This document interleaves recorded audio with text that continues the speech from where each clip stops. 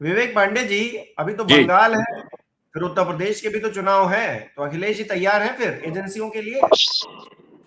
देखिए, एक बात आपको समझनी पड़ेगी कि इतने बर्निंग इश्यूज को आप उठाते हैं, दोबारा आपको सरकार नोटिस न भेज दे। मुझे तो चिंता आपकी रहती है। लेकिन एक बात मैं जरूर कहूंगा कि जिस प्रकार से बंगाल में कार्रवाई कर रहे हैं लोग, भाजपा के लोगों का एक पेटेंट डाला होगा कि बंगाल जल रहा है। ये बंगाल जल नहीं रहा है, ये ममता बनर्जी जी की क्रांति की मशाल है, तो थोड़ी आंच लगनी आवश्यक है। वो आंच लग रही है और उस हम्म। आंच को भाजपा वाले बता रहे हैं कि बंगाल जल रहा है। उससे बड़ी बात समझिए, ये तो ममता दीदी के बंगाल का रसगुल्ला है, उनकी मर्जी के बिना मीठा भी नहीं होता है। और वहां पे ईडी हमेशा सेलेक्टिव अप्रोच से जो कार्रवाई करती आ रही है, वो काफी लंबे समय से 95% मैटर्स जो होते हैं ईडी के पास, जो भी आज फाइलें चल रही हैं, सब अपोजिशन के खिलाफ है। और उसमें भी वो अपोजिशन जो कभी ईडी के जांच का हिस्सा था, आज अगर वो भाजपा में है तो वो फाइलें ठंडे बस्ते में है। तो वास्तविकता ये है कि ईडी जैसी संस्थाएं सत्ता वाले अपनी, इतना देशभक्त हैं, आप जो है ऐसी बातें कर रहे हैं। वो इतने देशभक्त हैं, वो देश के लिए 24 घंटे काम करते, छुट्टी तक नहीं लेते हैं, और आप कह रहे हैं उन पे सवाल खड़ा कर रहे हैं? बताइए। नहीं, मैं बिल्कुल सवाल नहीं खड़ा कर रहा, मैं तो उनके समर्पण पे सवाल खड़ा कर रहा हूं कि उनका समर्पण जो देश की सरकार के राजनीतिक दल के लिए है। वास्तविकता ये है कि ये देश आज तक पहचान और समझ नहीं पाया। ये जो वॉशिंग मशीन की बात आती है बार बार, आप इसको ऐसे समझ लीजिए, ये वॉशिंग मशीन वास्तव में भाजपा की कभी थी ही नहीं। ये वॉशिंग मशीन चलाने वाले ईडी के अधिकारी हैं और ये वॉशिंग मशीन ईडी के कार्यालय में रखा होता है। जब अजीत पवार जैसे लोग, हेमंत बिश्वा शर्मा जैसे लोग ईडी की इस वॉशिंग मशीन की सफाई करने के लिए उसके डक में डाले जाते हैं, तो जब उसके ऊपर सर्फ गिराया जाता है ना, उसी समय तय हो जाता है कि अब इसके आगे इसकी फाइल को होल्ड करना है, गीला करके सुखा देना है, या फाइल को पूरी तरह से डिस्ट्रॉय कर देना है। वहीं तय हो जाता है सब। और ये ईडी के कार्यप्रणाली से स्पष्ट दिख रहा है। एक ऐसी निरंकुश संस्था होती जा रही है ईडी, जिसके ऊपर देश की सर्वोच्च विश्वसनीयता टिकी हुई थी किसी जमाने में, लेकिन आज उस ईडी ने अपनी स्थिति पिंजरे के तोते से भी बदतर कर दी है। अच्छा, मतलब आप, अखिलेश यादव जी खुल के क्यों नहीं बोल रहे हैं? मैं ये देख रहा हूं, अखिलेश यादव जी की बहुत अच्छी दोस्ती है, बहुत अच्छे रिश्ते हैं ममता बनर्जी के साथ में, और तस्वीरें तमाम इस बात की गवाही देती हैं, और हमेशा से रहे हैं। लेकिन एक ट्वीट किया उन्होंने एक दिन पहले, भाजपा बुरी तरह बंगाल हार रही है, पहला प्रणाम। इसके बाद खुलकर कोई बयानबाजी, कुछ ईडी के खिलाफ वो हल्ला बोल करते या फिर समाजवादी पार्टी के और नेता करते दिखा नहीं। क्या मतलब, कोई डर वर है क्या आप लोगों को? नहीं, देखिए, एक बात मैं आपको स्पष्ट कर दूं, समाजवादी पार्टी का स्टैंड बहुत क्लियर है। पहले दिन से अखिलेश जी हमेशा एक बात कहते हैं कि अगर बीजेपी से लड़ना है तो कागज दुरुस्त रखो। ये अखिलेश जी का शुरू से एक रहा है, लोगों के लिए हमेशा एक, चाहे मार्गदर्शन समझिए, चाहे सुझाव, कि अगर ईडी इनकम टैक्स से भाजपा की सरकार में लड़ना है तो कागज हमेशा मजबूत रखिए अपने। हमारे कागज मजबूत है। लेकिन यहाँ बात किसी राजनीतिक दल की नहीं है। यहाँ फजीहत उनकी हुई है जो एक संवैधानिक संस्था है, जो इस देश के टैक्स पेयर के पैसे पे सरवाइव कर नौकरी करते हैं। उनको देश की जनता के टैक्स के पैसे से तनख्वाह मिलती है, चाहे वो 7वां वेतन आयोग हो, चाहे 8वां वेतन आयोग। लेकिन 8वां वेतन आयोग जिसकी घोषणा मोदी सरकार ने की, पता नहीं लागू हुआ कि नहीं लागू हुआ, 7वें वेतन आयोग का जो लाभ ये ले रहे थे, जो मलाई काट रहे थे, ये वास्तविकता यह है कि वो देश की जनता का पैसा है। भाजपा अपने राजनीतिक दल के चंदे के पैसे से इनको सैलरी नहीं देती है, लेकिन इनका समर्पण भाजपा के लिए, इनकी विश्वसनीयता भाजपा के लिए।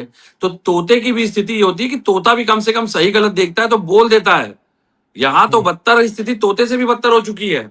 और मैं तो विवेक जी, विश्वसनीयता के साथ, विवेक जी, विवेक जी, कांग्रेस के समय में तो यही होता था, तो कांग्रेस पार्टी को भी फिर इसे कटघरे में खड़ा करिए।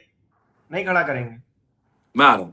कांग्रेस पार्टी के समय ईडी का कन्विक्शन रेट अगर सर आप देखेंगे तो सर 14:18 रेशियो का मैं था। मेरी ये बात आ जाए, चंदन मैं जी आ मैं रहा हूँ। मैं विवेक मैं जी, मैं समाजवादी पार्टी से पूछ तो लूं कम से कम कि आपके बारे में सर मेरी कुछ सर मेरी बात विचार आ सर क्या जाने है? सुनिए दीजिए, तो मेरी सही। बात आने दीजिए, मेरी बात। आप सुनिए भाई साहब, आप ये तो झगड़ा लगाने वाला काम कर रहे हैं।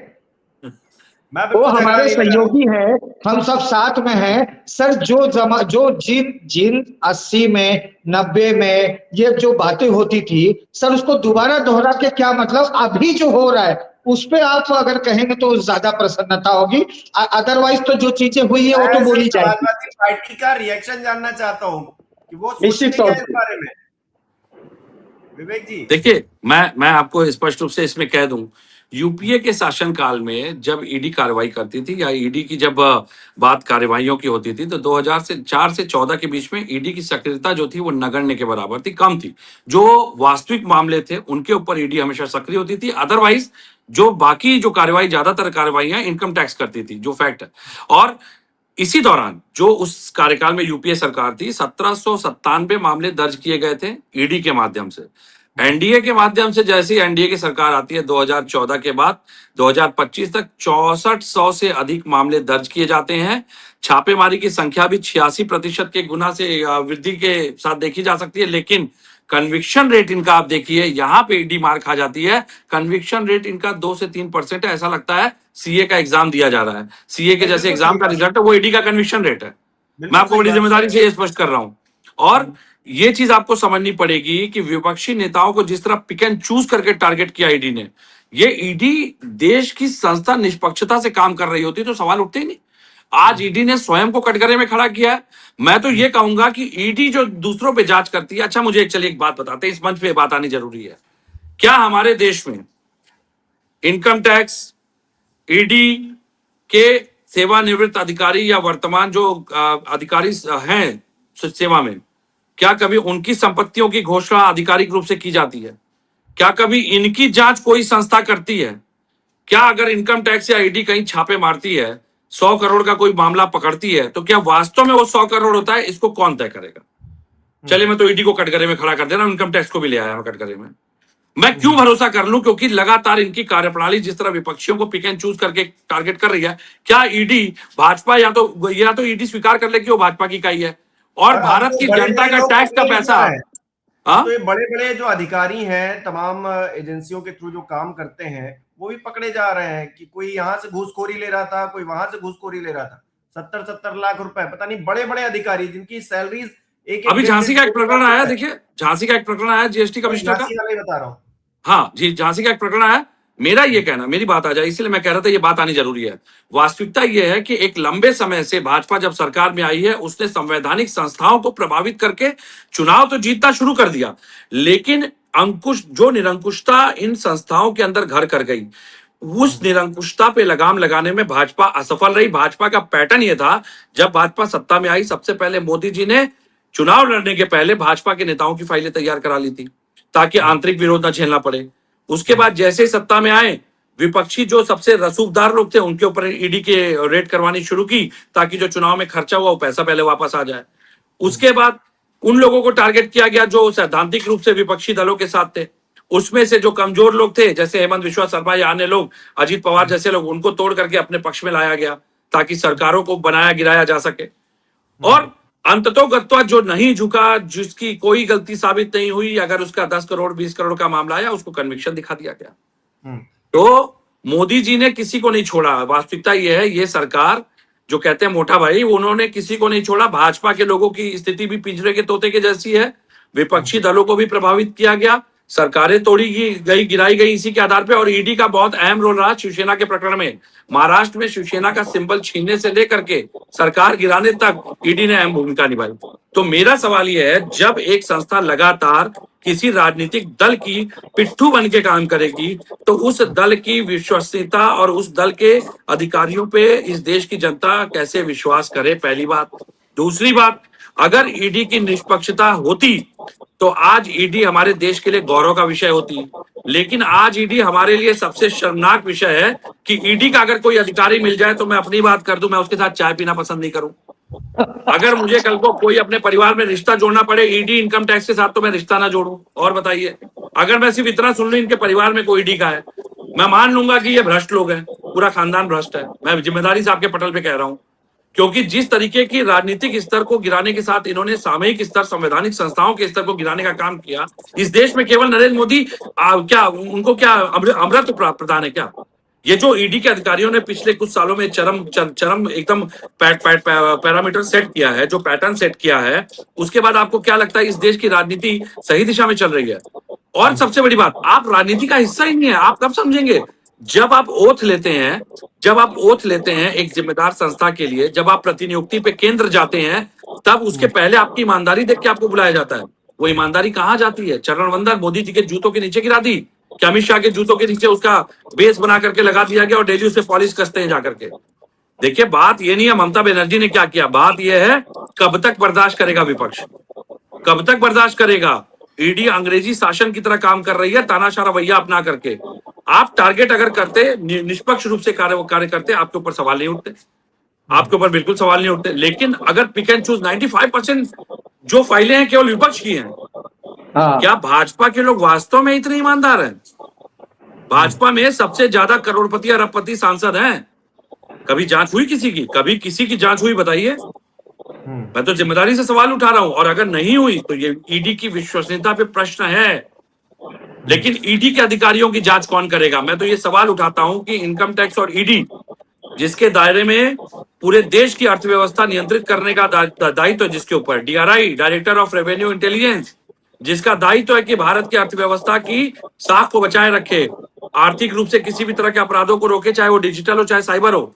क्या कभी ईडी के किसी सेवानिवृत्त अधिकारियों की जांच की? और सुनिए एक बड़ी बात, मुझे तो यहां तक सुनने मिल रहा है कि ये सेवानिवृत्त होते ही अडानी की कंपनी ज्वाइन कर लेते हैं, अंबानी की कंपनियों में बड़े अधिकारी बन जाते हैं, टाटा की कंपनियों में बड़े पदों पे पाए जा रहे हैं।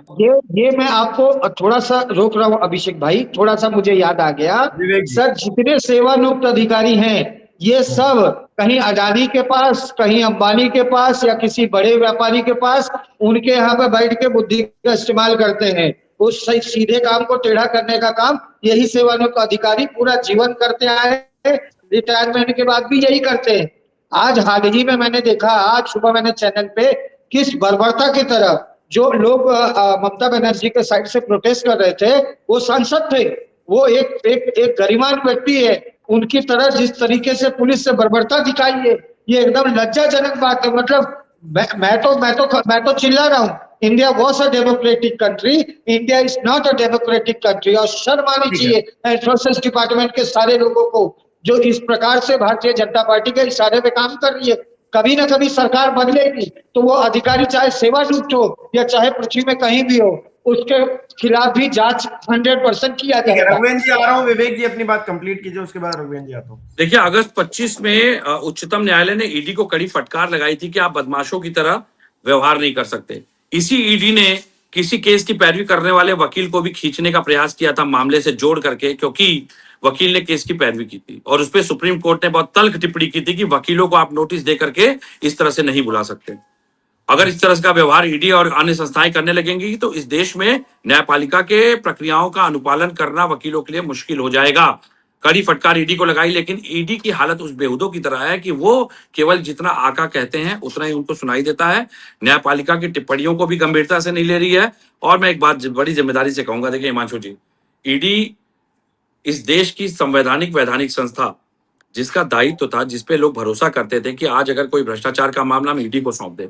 आज हमें डर लगता है कि हम ईडी को कोई टिप दें और ईडी जाकर के उसको भाजपा के हाथों में समर्पित कर दे कि सर इसके पास इतना पैसा पड़ा है, आप इसको अपने दल में शामिल कर लीजिए। ईडी तो एक एजेंट की तरह काम कर रही है, वो ये ढूंढती है किसके पास मोटा पैसा है ताकि उसका पैसा और उसका हिस्सा भाजपा को इलेक्ट्रल बॉन्ड के रूप में पहुंचाया जा सके। पहली बात। दूसरी बात, अभी कोडिन प्रकरण में 800 करोड़ के आरोप लगे, शुभम जायसवाल ने कमाए, कल परसों की न्यूज थी। ईडी सो रही थी क्या? इतना बड़ा नेक्सस चल रहा था, ईडी सो रही थी क्या? महादेव ऐप छत्तीसगढ़, पीएमओ से तार जुड़े, ईडी सो रही थी क्या?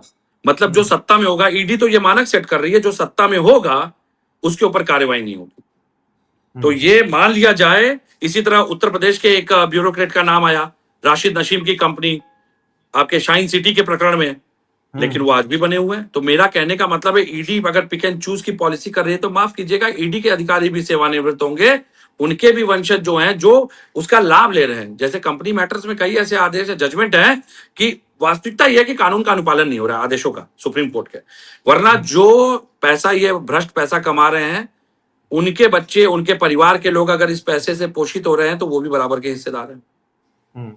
आप नहीं मिलेंगे तो रिकवरी तो आपके परिवार से होगी। फिर सीधी बात, हम तो 2 कदम आगे बढ़ेंगे आपसे भी, हम भाजपा से भी 2 कदम आगे जाएंगे, मैं बता रहा हूं, अगर सत्ता में आए तो। क्योंकि इन्होंने जिस तरह से उत्पीड़न किया, प्रताड़ित किया, देश का एक सामान्य व्यक्ति 5 किलो राशन पे जीवित है, और 5 किलो राशन दिखा करके आप उस देश के व्यक्ति को मानसिक रूप से विकलांग कर रहे हैं। और देश के भ्रष्टाचारी, जो बड़े बड़े भ्रष्टाचारी हैं, उस पर ईडी कभी हाथ नहीं डाल रही है। ये कौन सा नेक्सस चल रहा है? कौन सी जिम्मेदारी तय हो रही है? भारत के संविधान के कौन से प्रारूप को दिखाने का प्रयास किया जा रहा है? ये तो वो आईना है जिसमें चेहरा भी कालिक, चेहरे पे कालिक भी ना दिखाई दे रही है उनको अपने।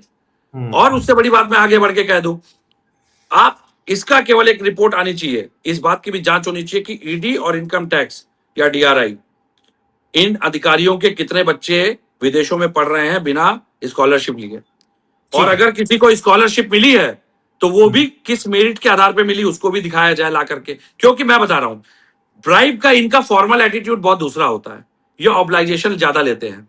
जितना मैंने अभी तक जो मुझे मेरी जानकारी में है कि ऐसे लोग जो होते हैं वो, जैसे आपने स्टेट से, जैसे सरकार के माध्यम से एडमिशन करवा लिया, आपने स्कॉलरशिप दिखवा दी, इस तरह के ऑब्लाइजेशन काम करने के लिए। तो भैया मैं तो कह रहा हूं, ईडी के परिवारों के लोग, ईडी के सेवानिवृत्त अधिकारी, वर्तमान अधिकारी, जितने भी लोग हैं, ईडी की भी जांच होनी चाहिए, इनकी भी ऑडिट होनी चाहिए, और ये बात सामने आनी चाहिए कि ईडी में कार्यरत जितने लोग हैं उनके परिवार के लोग कितनी बार विदेश यात्राएं करते हैं, उनके नौकर तक जो हैं उनके नाम पे कितनी रजिस्ट्रियां हुई हैं, उनके पास जो काले धन की बात आ रही है सामने सामने, उनकी भी जांच हो, ताकि ये पता तो चले कम से कम हमें कि कहां, कैसे और किस आधार पे ईडी पिक एंड चूज करके 95% केवल जो फाइलें तैयार कर रही है विपक्षियों की कर रही है। क्या ईडी के बच्चे जो विदेशों में पढ़ रहे हैं, ईडी के अधिकारियों के, वो अपनी योग्यता के आधार पे पढ़ रहे हैं? अगर योग्यता के आधार पे नहीं है तो जो उनकी सैलरी है, सैलरी के आधार पे क्या वो इतना पैसा भरने के लिए सक्षम है जो विदेशों में उनके बच्चे हैं? जांच तो होनी चाहिए।